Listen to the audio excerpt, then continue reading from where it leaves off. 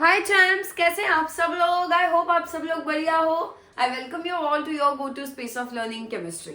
सो जैसे कि हम अल्काइल हैलाइड्स के केमिकल प्रॉपर्टीज ऑलरेडी पढ़ना स्टार्ट कर चुके हैं।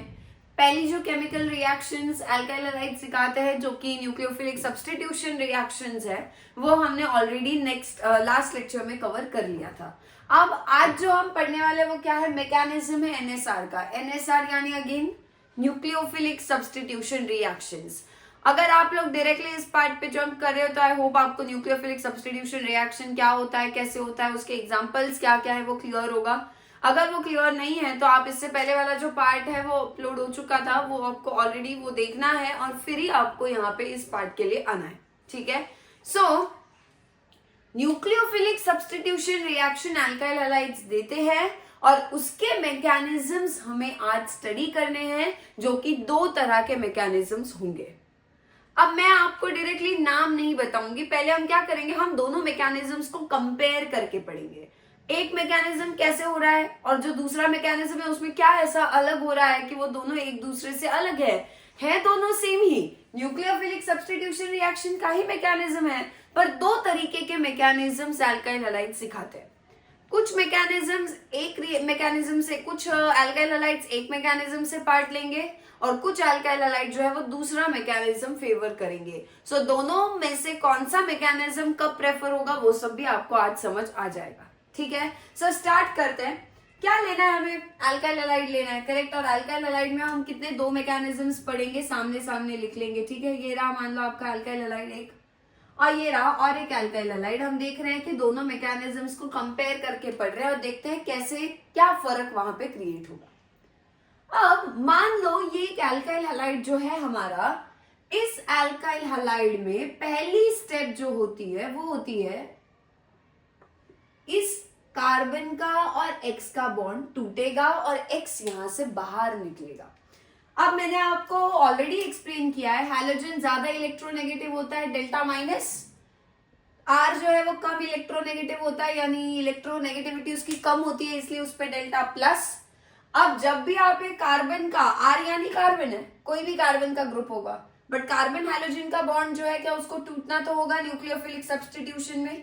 क्या ये हैलोजन यहां से निकलेगा तभी दूसरा न्यूक्लियोफाइल वहां पे आके लगेगा, बराबर है, यही होती है एनएसआर। अब यहां से जब ये पहले बॉन्ड टूटेगा तो ये बॉन्ड टूटते हुए क्या आपका आर जो है, जो अभी फिलहाल पार्शियल पॉजिटिव चार्ज दिखा रहा था, क्या उस कार्बन पे या उस आर ग्रुप पे अब पूरा का पूरा पॉजिटिव चार्ज आ जाएगा।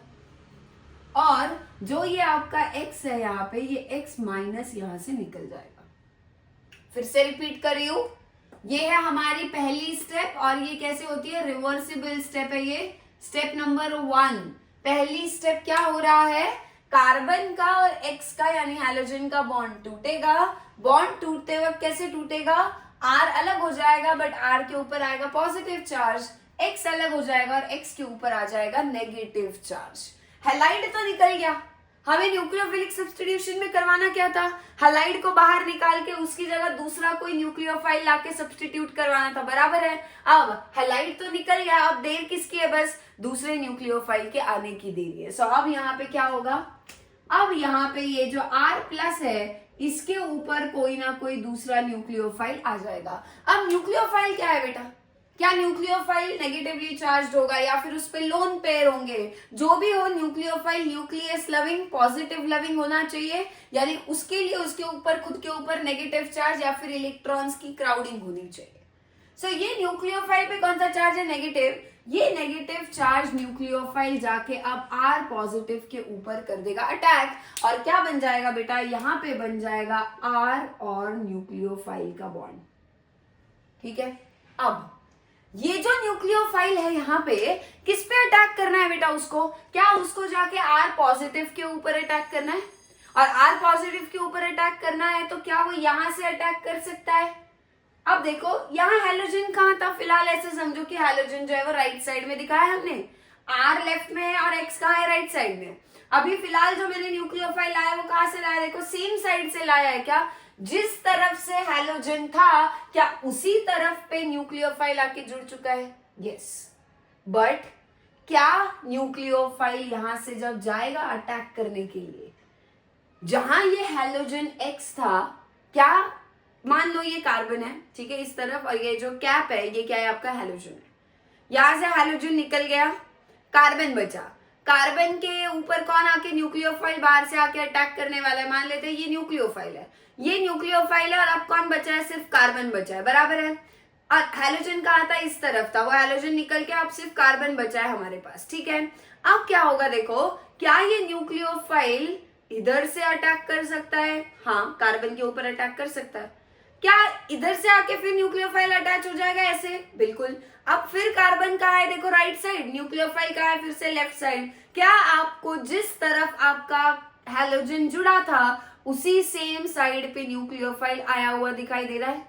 बट अगर मान लो ये कार्बन है, अब यहाँ पे इस कार्बन के ऊपर हैलोजन तो निकल चुका है, क्या ये न्यूक्लियोफाइल यहाँ से बिल्कुल उसके ऑपोजिट साइड से भी आके अटैक कर सकता है कार्बन के ऊपर, बिल्कुल कर सकता है। अब देखो, पहले हैलोजन कहाँ था, यहाँ पे था लेफ्ट साइड पे, बट अब आपका जो न्यूक्लियोफाइल आके लग रहा है वो कहाँ लग रहा है, बिल्कुल उसके ऑपोजिट साइड पे लग रहा है। और इसीलिए क्या हो रहा है, यहाँ पे आपका दो तरह के प्रोडक्ट्स बनेंगे। मैं वो सिर्फ आपको रिप्रेजेंट करके दिखा रही हूँ। लिखते वक्त अगर आपको प्रोडक्ट पूछा है तो आप सीधा RNA करोगे, एक्स हटाओगे, उसकी जगह न्यूक्लियोफाइल लगेगा। बट यहाँ पे दो तरह के प्रोडक्ट्स बनते कैसे वो समझना है। साथ में क्या होगा, हो सकता है न्यूक्लियोफाइल इस तरफ से भी आके R के साथ जुड़ जाए। क्या फर्क है बेटा इसमें और इसमें? क्या आपके रिएक्टेंट में हैलोजन इस तरफ था, ये जो प्रोडक्ट है उसमें देखो, क्या आपका न्यूक्लियोफाइल जो बाहर से आके लगा है, क्या वो न्यूक्लियोफाइल उसी सेम साइड पे जुड़ा है जिस तरफ हैलोजन था? यस। बट क्या इक्वल चांसेस है ये प्रोडक्ट बनने के भी, जहां पे न्यूक्लियोफाइल जहां हैलोजन था उसके ऑपोजिट साइड से आके जुड़ जाएगा? बिल्कुल। यानी ये जो पहला मैकेनिज्म है, इस मैकेनिज्म में हैलोजन जब निकल जाता है ना तो R पे पॉजिटिव चार्ज आ जाता है, और जब कार्बन पे पॉजिटिव चार्ज आ जाएगा तो न्यूक्लियोफाइल सेम साइड से, जहां से हैलोजन निकला वहां से भी अटैक करने के लिए पॉसिबल है उसके लिए, और जहां से हैलोजन नहीं निकला था यानी उसके ऑपोजिट साइड से भी अटैक करने के लिए तैयार होता है। न्यूक्लियोफाइल के पास दोनों ऑप्शंस तैयार है, यहां से वो सेम साइड से भी आके अटैक कर सकता है जहां हैलोजन था, या ऑपोजिट से भी हो सकता है। तो दो प्रोडक्ट्स बनेंगे और दोनों के चांसेस कितने होंगे बेटा, 50-50%। तो क्या कहेंगे, ये कौन सा है, क्या ये मैं बोल सकती हूँ न्यूक्लियोफाइल सेम साइड से अटैक कर रहा है जहां से हैलोजन निकल रहा है, सेम साइड अटैक, ये वाला प्रोडक्ट। और ये वाला प्रोडक्ट कैसे बना है, क्या ये ऑपोजिट साइड से अटैक होकर बना है? तो क्या बोलेंगे, यहाँ पे क्या हुआ है न्यूक्लियोफाइल का ऑपोजिट साइड अटैक, और इसीलिए ये दोनों के चांसेस कितने हैं बेटा, इक्वल है, 50% ये 50% ये। सो दोनों प्रोडक्ट्स बनेंगे 50-50%। ठीक है, अब यहाँ पे फोकस करते हैं। अब इसी का दूसरा बिल्कुल पार्ट है जो कि दूसरा मैकेनिज्म है हमारा, और उस दूसरे मैकेनिज्म के बारे में समझते हैं। इसमें और उसमें फर्क क्या है वो आपको क्लियर हो जाए। यहाँ क्या करवाया हमने, पहली स्टेप में हमारा R+ बना है, और ये हमारी दूसरी स्टेप थी। दूसरी स्टेप में क्या हो रहा है, यहाँ पे न्यूक्लियोफाइल जाके R+ पे अटैक कर रहा है, बराबर है। क्या न्यूक्लियोफाइल ने जाके दूसरी स्टेप में, पहली स्टेप में पहले R+ को बनने दिया ना अच्छे से, और फिर जाके न्यूक्लियोफाइल ने सेकेंड स्टेप में अटैक कर दिया R+ के ऊपर। अब वो अटैक दोनों साइड से करवाया, वो आगे का पार्ट है प्रोडक्ट का। R+ को हम क्या बोलते हैं, R+ यानी क्या होगा, क्या ये ऐसे ही होगा, RX का बॉन्ड मतलब क्या है, क्या ये कार्बन है और कार्बन के ऊपर हैलोजन है, ये यहाँ पे बाकी 3 ग्रुप्स कुछ भी हो, इसको देखते हैं वो क्या हो सकते हैं, बाद में सोचेंगे इसके बारे में। क्या ये कार्बन का और X का बॉन्ड ऐसे ही टूटा होगा, क्या बना होगा बेटा रिवर्सिबली? क्या ये कार्बन के ऊपर से X जो है, X- यहाँ से निकल चुका होगा बाहर, और X- निकलने के बाद क्या ये कार्बन के ऊपर पॉजिटिव चार्ज आ जाएगा यहाँ पे, और वही कार्बन के ऊपर पॉजिटिव चार्ज मतलब हमने R के ऊपर पॉजिटिव चार्ज से दिखाया। अब पॉजिटिव चार्ज आयोन्स को आप क्या बुलाते हो, क्या हम उन्हें कैटायन बोलते हैं? यस। और जब कार्बन के ऊपर पॉजिटिव चार्ज होगा, जब ये X यहाँ से माइनस की तरह निकल जाएगा, हलाइड जब लीव कर जाएगा, लीविंग ग्रुप कौन है, लीविंग ग्रुप यानी जो निकल रहा है बाहर, जो लीव कर रहा है वहां से, हलाइड है लीविंग ग्रुप। हलाइड क्या है हमारा यहाँ पे, लीविंग ग्रुप। और लीविंग ग्रुप जब निकल जाएगा तो आपके R के ऊपर यानी कार्बन के ऊपर कौन सा चार्ज आने वाला है, पॉजिटिव चार्ज। और कार्बन विद पॉजिटिव चार्ज को हम क्या बोलते हैं, यूजुअली पॉजिटिव आयन्स को हम बोलते हैं कैटायन, पर कार्बन विद पॉजिटिव चार्ज को हम बोलेंगे कार्बोकैटायन। क्या बोलेंगे? कार्बोकैटायन। कार्बोकैटायन का मतलब है कार्बन का कैटायन। कार्बन का कैटायन यानी जब कार्बन पे पॉजिटिव चार्ज दिखता है तब हम उसे कार्बोकैटायन ऐसा कहेंगे। सो हमारे पास क्या बन रहा है बेटा इस रिएक्शन में? क्या इस पहले मैकेनिज्म में जो कुछ भी हुआ, क्या उस मैकेनिज्म के बीच में प्रोडक्ट बनने से पहले क्या रिएक्टेंट एक इंटरमीडिएट बना रहा है जो कार्बोकैटायन है? क्या बन रहा है यहाँ पे? इस मैकेनिज्म में कार्बोकैटायन नाम का इंटरमीडिएट बन रहा है, और ये बनने के लिए पहली स्टेप होती है, और दूसरी स्टेप जो है उसमें इस कार्बोकैटायन पे न्यूक्लियोफाइल का अटैक हो जाएगा। अब यहां ध्यान देते हैं, RX लेते हैं। अब RX जो है ये रिएक्शन में किसके साथ पार्ट लेने वाला है? न्यूक्लियोफाइल के साथ। और कौन आ रहा है यहाँ पे? न्यूक्लियोफाइल आ रहा है। यहाँ जो ये न्यूक्लियोफाइल है ना बेटा, बहुत ही एक्साइटेड न्यूक्लियोफाइल है, एकदम अति उत्साही बोलेंगे। और अति उत्साही यानी ये क्या करेगा? ये हैलोजन को निकलने नहीं देगा। हैलोजन के निकलने से पहले ही जाके तैयार होगा क्या करने के लिए? ये देखो RX बॉन्ड कैसा है? पोलर है। R पे कौन सा चार्ज? Partial positive. X पे कौन सा चार्ज? Partial negative. बराबर है। जैसे ही आपको ये RX के साथ आप न्यूक्लियोफाइल को मिक्स करोगे, न्यूक्लियोफाइल में इतना भी सब्र नहीं होगा कि वो यहाँ से हैलोजन को बाहर निकलने दे, जैसे यहाँ हो रहा था। क्या यहाँ पे पहले हैलोजन को बाहर निकलने दे रहा था न्यूक्लियोफाइल अच्छे से, आराम से? आराम से यानी बहुत स्लो हो रही थी स्टेप, ये बहुत ही स्लो होती है। बहुत आराम से न्यूक्लियोफाइल वेट करता है कि ठीक है भाई निकलने दो हैलोजन को, मुझे वैसे भी उसे सब्स्टिट्यूट करना ही है, एक बार हैलोजन निकल जाए फिर मैं अपना काम करूंगा। कार्बोकैटायन बन रहा था इंटरमीडिएट, 2 स्टेप में रिएक्शन हो रही थी। ये वाला न्यूक्लियोफाइल उतना ज्यादा पेशेंस वाला है ही नहीं, अति उत्साही है। जैसे ही आप RX के साथ इसको मिलाओगे, ये यहां से जाके R के ऊपर अटैक करने को रेडी होगा। X के निकलने तक की भी वेट नहीं होगी उससे, वो X के निकलने से पहले ही तैयार हो जाएगा कार्बन के ऊपर, R के ऊपर जाके अटैक करने के लिए। अब R क्या देखेगा? अरे यार न्यूक्लियोफाइल तो आ गया, अब मैं हैलोजन के जाने का वेट करूं या बना लूं न्यूक्लियोफाइल के साथ बॉन्ड? तो वो क्या करेगा? R, ये है R बेचारा, एक तरफ हैलोजन छोड़ने को रेडी नहीं है, दूसरी तरफ न्यूक्लियोफाइल आने को तैयार है। कार्बन दोनों के साथ समझौता करेगा, इसको बोलेगा, हैलोजन को बोलेगा भाई तू निकलने की तैयारी कर, तो हैलोजन निकलने की तैयारी में होगा, और यहाँ से न्यूक्लियोफाइल का बोलेगा भाई तू बॉन्ड बनाने की शुरुआत कर दे। सो यहाँ पे होने क्या वाला है इस रिएक्शन के वक्त, इस मैकेनिज्म के वक्त, वो सोचो यहाँ पे R बीच में होगा, R का और हैलोजन का बॉन्ड जो है वो टूटने की शुरुआत हो चुकी होगी। पूरी तरह टूटेगा नहीं क्योंकि वो हैलोजन भी अपना वक्त लेगा, हैलोजन भी आराम आराम से अपना बॉन्ड तोड़ेगा, और दूसरी तरफ से आपका जो न्यूक्लियोफाइल है ना, वो न्यूक्लियोफाइल भी बॉन्ड बनाने की शुरुआत कर चुका होगा। क्या दिख रहा है आपको? R के ऊपर क्या बहुत ज्यादा प्रेशर बना हुआ है? क्यों बना है प्रेशर? एक तरफ से हैलोजन छोड़ने को तैयार नहीं है, आधा अधूरा सा उसका बॉन्ड टूटा है, और यहाँ न्यूक्लियोफाइल नया बॉन्ड बनाने की शुरुआत, आधा अधूरा बॉन्ड ऑलरेडी बनाने की शुरुआत कर चुका है। यानी दोनों तरफ से कौन पिस रहा है? R बीच में पिस रहा है। R यानी आपका कार्बन। ये कार्बन और हैलोजन का बॉन्ड टूटेगा नहीं, ये आधा अधूरा टूटेगा, और उतने में ही न्यूक्लियोफाइल और एक नया बॉन्ड बनाने के लिए R के पास यानी कार्बन के पास पहुंच जाएगा। क्या यहाँ पे हैलोजन पहले निकला? नहीं निकला। क्या हैलोजन के निकलने से पहले न्यूक्लियोफाइल अटैक करने पहुंच गया? पहुंच गया। क्या आधे अधूरे दोनों बॉन्ड्स, या आधा बना या आधा टूटा है, ऐसा कुछ हो रहा है? बिल्कुल हो रहा है। अब क्या आपके कार्बन का यहाँ पे 4 बॉन्ड्स थे, उसमें से एक बॉन्ड टूट के कार्बन पे पॉजिटिव चार्ज आ रहा था, 3 बॉन्ड्स थे, करेक्ट है? इस स्टेज में कार्बोकैटायन के पास उसका एक ही बॉन्ड टूटा है ना, हैलोजन वाला। पहले उसके पास ऑलरेडी 4 थे, 4 मिला के थे, हैलोजन वाला बॉन्ड मिला के कितने थे टोटल?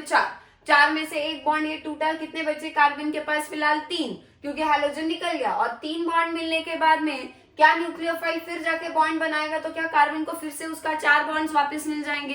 ठीक है। बट यहाँ क्या हो रहा है? कार्बन का और हैलोजन का बॉन्ड अभी टूटने को तैयार है ही नहीं, मतलब टूटा ही नहीं है पूरी तरह से। क्या न्यूक्लियोफाइल पहले ही जाके अटैक करने को रेडी बैठा है? हाँ। और अब क्या इस कार्बन के ऑलरेडी उसके 4 बॉन्ड्स और उसका ये 5वां बॉन्ड जो है वो न्यूक्लियोफाइल के साथ बनना शुरू हो गया? करेक्ट है। क्या कार्बन बेचारा ये जो R है ये बीच में पिस रहा है, एक तरफ से ना बॉन्ड टूट रहा है कोई ना बन रहा है, दोनों तरफ से उसको एडजस्ट करना है, और इसीलिए ये जो है इसे हम बोलते हैं ट्रांजिशन स्टेट। और हमने इसको स्क्वायर ब्रैकेट में इसीलिए दिखाया है क्योंकि ये ट्रांजिशन स्टेट जो है वो अनस्टेबल होगी। कैसी होती है ट्रांजिशन स्टेट? अनस्टेबल होती है। और अनस्टेबल होने का रीजन क्या है मैंने आपको बता दिया। यहाँ पे कार्बन के ऊपर बहुत ज्यादा दबाव बना हुआ है, एक तरफ ये बॉन्ड टूटने को तैयार नहीं, ये बनने को तैयार नहीं है पूरी तरह, ये टूटने को तैयार नहीं है पूरी तरह, पर दोनों तरफ से उसको मैनेज करके चलना है, और इसीलिए ट्रांजिशन स्टेट कैसी है? अनस्टेबल। अब ये जो ट्रांजिशन स्टेट अनस्टेबल है ना बेटा, अनस्टेबल है मतलब क्या होगा? ज्यादा देर टिक पाएगी नहीं।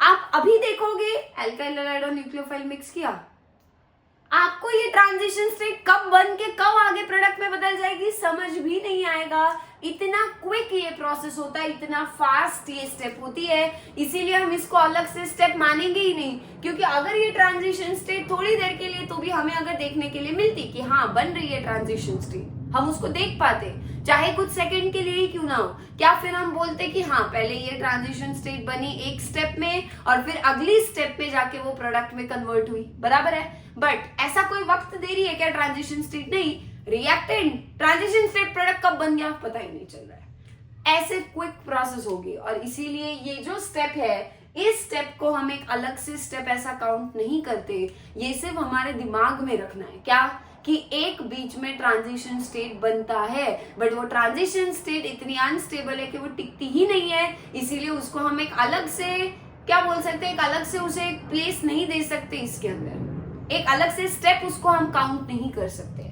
अब क्या होगा, जैसे ही ट्रांजिशन स्टेट में R पे दबाव पड़ेगा, R पे जोर पड़ेगा दोनों तरफ से, R फटाक से हैलोजन को बोलेगा निकल भाई तू, और R का न्यूक्लियोफाइल का बॉन्ड पूरी तरह बन जाएगा, और जो X है वो फिर X माइनस बन के यहां से निकल जाएगा। समझ गए क्या फर्क है दोनों में? यहाँ पे हैलोजन पहले निकला, हैलोजन निकलने के बाद R पे आया पॉजिटिव चार्ज, कार्बोकैटायन इंटरमीडिएट बना, और ये जो कार्बोकैटायन है ना बेटा इस पे है क्या ऐसा कोई जोर? 5 बॉन्ड्स बन रहे हैं क्या? नहीं, 3 बॉन्ड बन रहे हैं, अपने ऊपर पॉजिटिव चार्ज है, 3 बॉन्ड ठीक है, 4 से ज्यादा नहीं है। क्या ये थोड़ी देर के लिए तो भी स्टेबल हो सकता है? हाँ, और ये स्टेबल होगा मतलब ये टिकेगा भी, टिकेगा थोड़ी देर के लिए, तो क्या हम इसको अलग से स्टेप काउंट कर सकते हैं? बिल्कुल। और ये स्टेप कैसी है? स्लो है, आराम से हैलोजन के निकलने का वेट न्यूक्लियोफाइल करता है। और फिर दूसरी स्टेप में एक बार कार्बोकैटायन बन गया, न्यूक्लियोफाइल फटाक से जाके उसके ऊपर अटैक करेगा, तो ये जो स्टेप 2 है ये कैसी होगी आपकी? फास्ट। बट क्या बोल सकते हैं, क्या ये न्यूक्लियोफाइल थोड़ा सबर वाला है जो वेट कर रहा है हैलोजन के निकलने की? ये न्यूक्लियोफाइल बिल्कुल अनस्टेबल बेसबर है, ना पेशेंस है इसमें, फटाक से जाके अटैक करने को तैयार है। अब इसमें मजा क्या आता है वो सोचो। हैलोजन पे कौन सा चार्ज है बेटा? Partial negative. जो न्यूक्लियोफाइल आना चाहता है उस पे भी कौन सा चार्ज है? नेगेटिव। क्या ये भी नेगेटिव ये भी नेगेटिव, दोनों इलेक्ट्रॉन रिच है ना? अब बताओ, ये R बीच में है, ये न्यूक्लियोफाइल क्या हैलोजन वाली साइड से आएगा या हमेशा वो उसके ऑपोजिट साइड से ही आएगा? सोचना। न्यूक्लियोफाइल को किसके पास जाना है? R के पास। हैलोजन अभी यहां से निकला नहीं है। अब जैसे जैसे यहाँ पे देखो हैलोजन निकल चुका था, तो न्यूक्लियोफाइल दोनों तरफ से जा सकता था, कोई फर्क नहीं पड़ रहा था क्योंकि हैलोजन वहां प्रेजेंट नहीं था। बट यहाँ पे अभी भी हैलोजन है। क्या न्यूक्लियोफाइल जिस तरफ से हैलोजन है उस तरफ से जा सकता है क्या R के पास, या उसके पास सिर्फ उल्टी साइड से यानी ऑपोजिट से घूम के जाना है यहाँ से, वही एक ऑप्शन है। सो यहाँ पे न्यूक्लियोफाइल के पास सिर्फ एक ही ऑप्शन है कि वो सिर्फ और सिर्फ हैलोजन के ऑपोजिट साइड से ही जा सकता है। तो क्या हम ये बोल सकते हैं कि यहाँ पे सिर्फ ऑपोजिट साइड से अटैक पॉसिबल है? और ये क्यों? क्योंकि हैलोजन पे भी नेगेटिव चार्ज है बेटा, वो खुद भी इलेक्ट्रॉन रिच है, आने वाला न्यूक्लियोफाइल भी नेगेटिवली चार्ज है, इलेक्ट्रॉन रिच है। क्या दोनों इलेक्ट्रॉन रिच होंगे? जैसे अगर न्यूक्लियोफाइल ने मान लो ट्राई किया भी, यहाँ से X के पास आने का ट्राई कर भी लिया, जिस तरफ X है उसी साइड से आने का अगर ट्राई किया उसने R के पास, क्या ये न्यूक्लियोफाइल का और X के बीच में नेगेटिव नेगेटिव की वजह से रिपल्शन नहीं होगा? और वो रिपल्शन होगा तो न्यूक्लियोफाइल फिर दूर भाग जाएगा, और फिर न्यूक्लियोफाइल क्या ढूंढेगा? अलग रास्ता ढूंढेगा, और वो क्या होगा? जितना इस हैलोजन X से दूर होगा क्या उतने दूर से आने की ट्राई करेगा, और वो दूर मतलब क्या होगा? डायरेक्टली, ये यहाँ है ना, तो मैं बिल्कुल ऑपोजिट साइड से अटैक करूंगा। इसीलिए न्यूक्लियोफाइल सिर्फ और सिर्फ ऑपोजिट साइड से ही अटैक करता है। और जब हैलोजन निकल जाएगा फिर आपका न्यूक्लियोफाइल और आर का जो बॉन्ड बनेगा। अब बताओ, रिएक्टेंट में जहां हैलोजन था क्या उसी तरफ न्यूक्लियोफाइल जुड़ा है या उसके बिल्कुल ऑपोजिट में दिख रहा है? ऑपोजिट में दिख रहा है। सेम साइड से अटैक है क्या पॉसिबल? नहीं, क्योंकि सेम साइड से अटैक होने के लिए हैलोजन को निकलने देना चाहिए था, बट उतना सबर नहीं है न्यूक्लियोफाइल में। सिर्फ कौन सा अटैक होगा? ऑपोजिट साइड से ही अटैक होगा। और यहाँ पे जो प्रोडक्ट बनेगा वो भी कौन सा बनेगा बेटा? न्यूक्लियोफाइल किस तरफ जुड़ा हुआ दिखाई देगा आपको? ऑपोजिट साइड पे। कभी भी ऐसा प्रोडक्ट बनेगा क्या इस मैकेनिज्म में जहां न्यूक्लियोफाइल उसी तरफ है जिस तरफ हैलोजन था? नहीं बनेगा। तो 100% पूरा 100% एक ही प्रोडक्ट बनेगा जो भी कौन सा होगा आपका? ऑपोजिट साइड से जब अटैक होगा वो वाला ही बनेगा। सो दोनों मैकेनिज्म्स के बीच में फर्क किसका है? न्यूक्लियोफाइल के सबर का फर्क है। न्यूक्लियोफाइल वेट करेगा या नहीं? क्या हैलोजन को निकलने देगा या उसके जाने से पहले ही जाके अटैक करेगा? सेम साइड और ऑपोजिट साइड अटैक दोनों यहाँ पे 50-50% होते हैं। यहाँ पे पूरा 100% सिर्फ कौन सा होता है आपका? ऑपोजिट साइड से अटैक। सेम साइड से अटैक प्रैक्टिकली पॉसिबल होता ही नहीं है। अब ये जो दोनों मैकेनिज्म है इनके बीच के मेन फर्क समझने हैं। कितने स्टेप्स में हो रहा है ये मैकेनिज्म? ये जो मैकेनिज्म है क्या ये 2 स्टेप्स में हो रहा है? यस, 2 स्टेप्स में। ये जो मैकेनिज्म है ये कितने स्टेप में हो रहा है बेटा? 1 स्टेप में।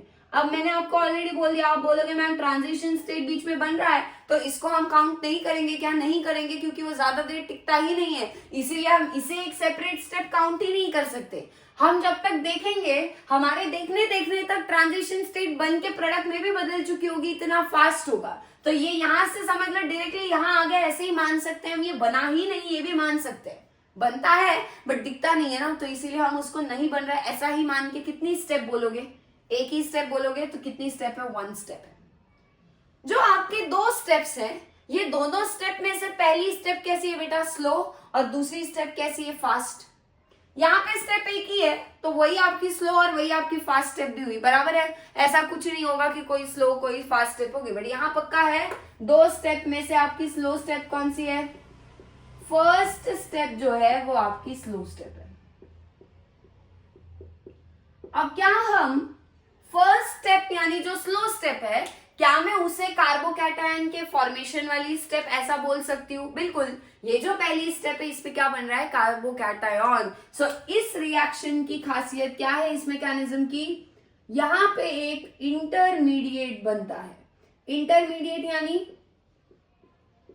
रिएक्टेंट जो है उसको कन्वर्ट किस में होना है? फाइनली प्रोडक्ट में। पर क्या रिएक्टेंट और प्रोडक्ट्स के बीच में कुछ और भी बन रहा है? हाँ, उसी को ही बोला जाता है रिएक्शन इंटरमीडिएट। और वो कौन सा है? यहाँ पे कार्बोकैटायन होता है, carbon with positive charge, carbocation. But इस तरफ है क्या ऐसा कोई इंटरमीडिएट? नहीं, इस मैकेनिज्म में ऐसा कोई इंटरमीडिएट नहीं बनता है। यहाँ पे एक ट्रांजिशन स्टेट बनती है और ट्रांजिशन स्टेट को हम स्क्वायर ब्रैकेट्स में दिखा रहे हैं। ये अनस्टेबल होती है, ज्यादा देर तक टिकने वाली ये स्टेट नहीं है। इस ट्रांजिशन स्टेट में कितने बॉन्ड्स बना रहा है बेटा कार्बन? क्या कार्बन आपके 5 बॉन्ड्स बना रहा है? एक ये बॉन्ड पूरी तरह से नहीं टूटा है, ये पूरी तरह से नहीं बना है, तो आप ये डॉटेड भी दिखा सकते हो। देखो आधे अधूरे जो बॉन्ड है जो बनना शुरू हुए हैं या टूटना शुरू हुए हैं उन्हें हम क्या दिखा सकते हैं? डॉट से भी दिखा सकते हैं। ये नोट कर लो इतना पहले।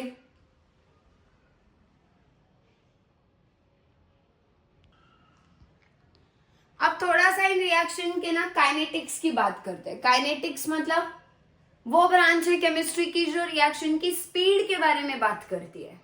कोई रिएक्शन कितनी फास्ट है कितनी स्लो है उस सब के बारे में जो डील करता है वो होता है काइनेटिक्स। केमिकल काइनेटिक्स नाम का आपका चैप्टर भी है, केमिकल काइनेटिक्स 12th स्टैंडर्ड में चैप्टर नंबर 6 एज पर महाराष्ट्र स्टेट बोर्ड का सिलेबस, राइट। अब केमिकल काइनेटिक्स में हम क्या पढ़ते हैं? रिएक्शन की स्पीड कितनी होगी, कितनी फास्ट होगी, कितनी स्लो होगी, कितने टाइम में खत्म होगी, करेक्ट है। सो इन दोनों के भी काइनेटिक्स का डिस्कशन करते हैं। ये जो रिएक्शन है ये पूरी रिएक्शन कितने स्टेप्स में हो रही है बेटा? 2 स्टेप्स में, एक स्लो है और दूसरी फास्ट है।